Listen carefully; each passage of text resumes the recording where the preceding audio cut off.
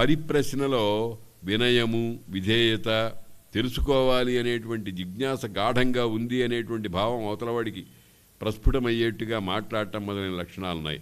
అందుకనే అతి దయాసాంద్ర యోగి కులాబ్ధిచంద్ర అని 2 సంబోధనలు వేశాడు. ఆ సంబోధనల చేత నాకు దీన్ని తెలుసుకోవాలి అనేటువంటి కాంక్ష అపరిమితంగా ఉంది.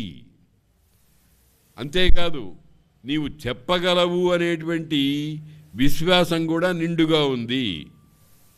అందుకనే అడుగుతున్నాడు. అతి గుణ అతి దయా సాంద్ర అని అనడంలో నీకు దయ ఉంది అంటే అర్థం ఏమిటనమాట? చెప్పగలిగిన సామర్థ్యం నీకు ఉంది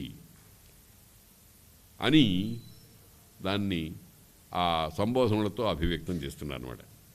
ఇది ఒక ప్రశ్న అండి. ఇదే అసలు ప్రశ్న. అంటే దీనికి సమాధానమే భాగవతం. ఇది చాలా బేసిక్ ప్రశ్న, చాలా ప్రాథమికమైనటువంటి, అతి ముఖ్యమైనటువంటి, మొత్తం వేదాంత శాస్త్రానికి అంతటికీ సంబంధించినటువంటి ఆయువు పట్టనదగినటువంటి ప్రశ్న. ఏమిటా ప్రశ్న? భగవంతుడికి సృష్టికి ఐక్యమా భిన్నత్వమా?